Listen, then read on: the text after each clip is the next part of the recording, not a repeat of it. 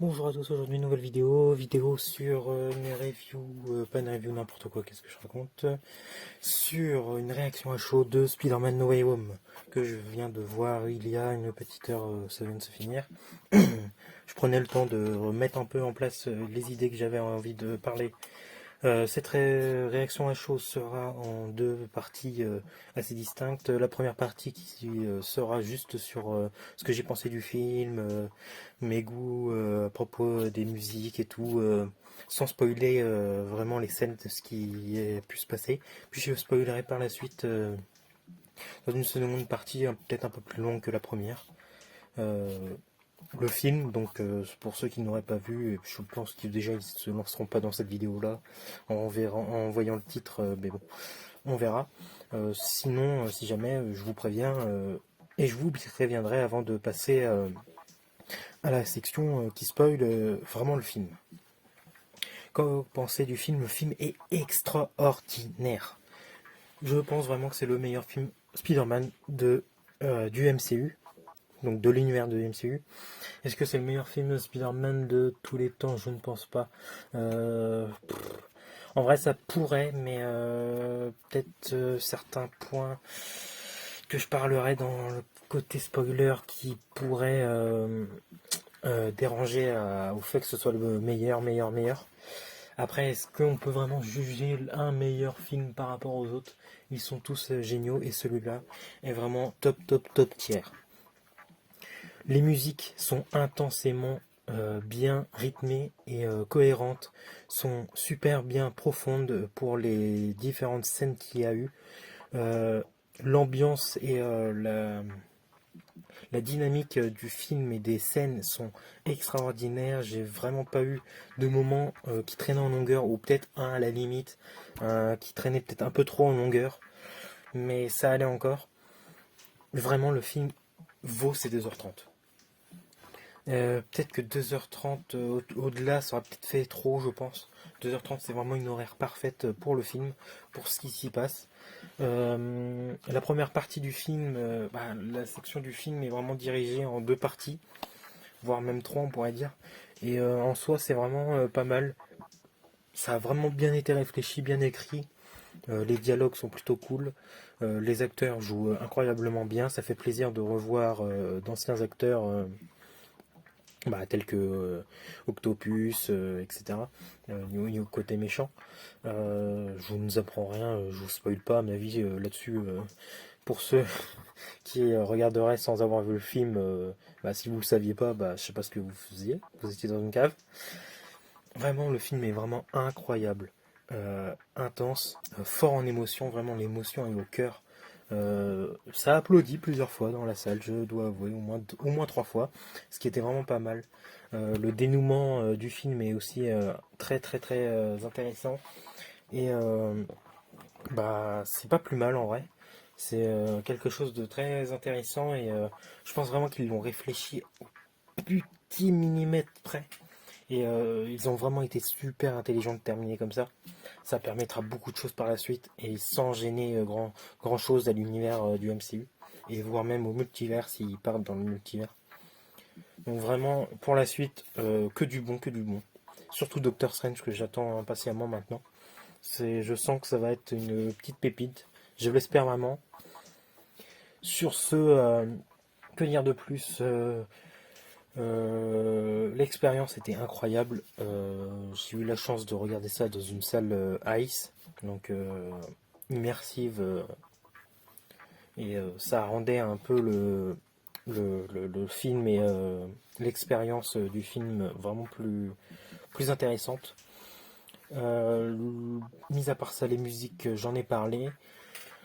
Je crois bien que c'est tout. Sur cette partie-là, des scènes vraiment très intéressantes, certaines scènes des trailers qui ne sont pas dans le film ou qui ont été réarrangées, et ça vraiment c'est cool. De toute façon on s'en doute un peu en connaissant Marvel. Donc mis à part ça, je pense vraiment avoir tout dit sur la partie non spoiler. Les musiques sont vraiment très intenses, très fortes en émotion, très poignantes. Une scène m'a particulièrement bien plu. Je vous en parlerai dans la partie spoiler d'ici une petite minute, je pense, voire plus. Et vraiment, je vous conseille le film à 100%, faut vraiment le voir. Après, le mieux, c'est quand même d'avoir vu une partie ou la totalité du MCU. Mais même sans sans savoir vraiment, ayant vu tous les films, l'arc Infinity, la clôture de Endgame, faut vraiment la voir pour être à peu près dans les clos. Spider-Man Far From Home, faut le voir aussi au moins celui-là. Et sinon, vous pouvez aller le voir comme ça. C'est vraiment un film qu'il faut voir et vous ne perdrez pas votre temps, je vous assure. Sur ce, je passe à la partie spoiler. Donc, je répète, spoiler, je vais spoiler des scènes. Je vous conseille de partir de cette vidéo et de revenir si vous voulez plus tard, une fois que vous aurez vu le film. Mais là, je conseille vraiment à ceux qui ne l'auraient pas vu ou qui ne voudraient pas juste être spoilés de ne pas écouter la suite. Vraiment, ne restez pas. Je vous souhaite de partir et de revenir, bien sûr, mais je vous conseille de partir pour ne pas être spoilé. Attention, spoiler dans 3, 2, 1. Spoiler. Alors, déjà, le film est incroyable. J'arrête pas de le dire, mais vraiment, c'était incroyablement fort et puissant. On commence bien, comme on avait pu s'en douter, avec un Spider-Man qui se fait poursuivre par les médias, et avec une double section entre est-ce qu'il est gentil, est-ce qu'il est méchant, ceux qui le défendent, ceux qui veulent l'attaquer, le pourrir. Jonah Jameson qui est incroyable de son rôle encore, et pourtant il se fait plus tout jeune, mais c'est vraiment un plaisir de le revoir dans le film. Bon, là, jusque-là, je vous spoil pas grand-chose, hein, on l'a vu dans les bonnes annonces. Les Sinister Six, qui ne sont pas Sinister Six là, mais un potentiel futur qui est vraiment très intéressant. La mise en place d'un de pseudo méchant au début était vraiment pas mal. Le fait que il se gentifie vite fait au tout début parce que c'est pas le bon Spider-Man, ce qu'ils savent qu'ils viennent d'un autre univers et tout, à cause du sort qu'a capoté et tout. C'est vraiment très intéressant. Le combat, si on peut dire l'affrontement plutôt, entre Doctor Strange et Spider-Man qui se passe dans la dimension miroir, les mathématiques qui sont en fait une partie de la magie. La magie, ce qu'on oublie souvent, c'est que la magie, en fait, c'est que des mathématiques que l'on comprend pas. Et je suis vraiment un défenseur de ça. Et vraiment, c'est vraiment super cool l'intention de faire ça comme ça. C'était un bon moyen aussi d'écarter avec Dr. Strange une grosse partie de l'intrigue et du film. C'est vraiment bien joué. C'était vraiment bien réfléchi. Là, vraiment, je félicite les scénaristes et la production. Ensuite, bien sûr, comment ne pas s'y attendre, la révélation, même si elle était un peu annoncée et que certains trucs l'avaient fait penser, Daredevil qui est dans le MCU, qui est avocat et qu'on voit assez rapidement dans une scène, mais quelle scène! Le moment où il rattrape la brique, voilà, ça fait tout, ça fait tout. Ensuite, pour rajouter une autre scène un peu moins importante ou moins marquante pour certains, euh, le côté de Happy qui suit en gros toujours le MCU, quoi. Il est toujours partout, il connaît tout quasiment. T'as l'impression de qu'il est là depuis le début. Et il est là depuis le début et pourtant il est encore là aujourd'hui. C'est vraiment incroyable. Malheureusement, personne voudrait sa vie. Tout le monde voudrait avoir rencontré Tony, être son meilleur ami. Mais vraiment, c'est la vie de Happy, pour moi, est un fardeau. C'est vraiment la pièce, le chat noir, si je puis dire, pas vraiment un chat noir, mais plutôt l'être le plus triste et le plus qui a le plus perdu au cours du MCU. Happy Hogan est vraiment un personnage incroyable et pourtant il ne fait que souffrir. Et c'est vraiment quand même très beau le fait qu'il reste. Ensuite, que dire de plus? Un Spider-Man doit perdre son Ben. Ce coup-ci, c'est pas Ben, c'est May.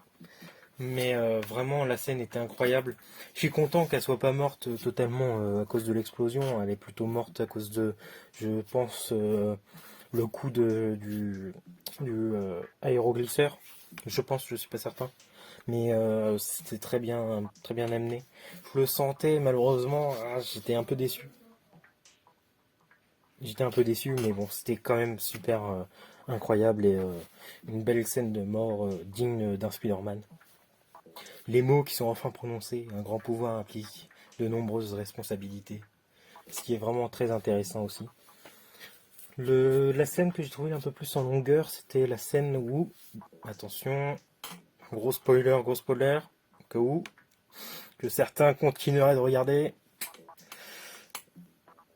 les Spider-Man. Oui, j'ai bien dit les Spider-Man. Car, comme c'était prévisible, on va dire, et beaucoup dit sur le net, ils sont là. Leur venue est assez sympathique. Bon, le coup du premier portail avec Spider-Man qui est au fond, bon, je m'en suis un peu douté. C'est quand il a pas compris qui c'était, j'ai bien vu au visage, à la tête, au masque, que c'était pas le vrai Spider-Man. Mais c'était quand même intéressant, vraiment cool. Et c'était marrant le fait qu'ils se rapprochent, qu'ils deviennent de plus en plus grands et que tu te dises, mais attends, mais Tom Holland il est pas aussi grand que ça. C'est vraiment super incroyable. Première scène, à premier moment avec les applauses, c'était vraiment cool.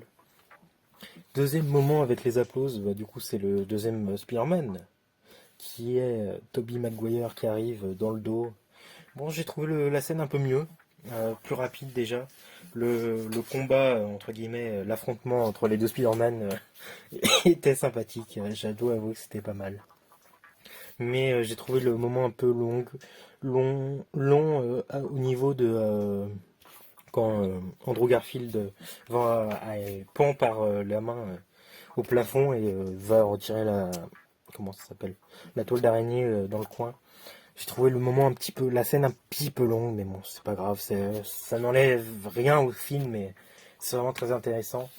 La bataille finale avec les Spider-Man qui se rentrent dedans, qui se foutent des coups et tout, j'ai vraiment trouvé ça très intéressant aussi parce que bah c'est logique, ils ne se sont jamais vus, ils ont toujours travaillé seuls, mis à part Tom Holland, mais sinon, ils ont toujours travaillé seuls les deux autres et ils ne connaissent pas forcément la cohésion d'équipe.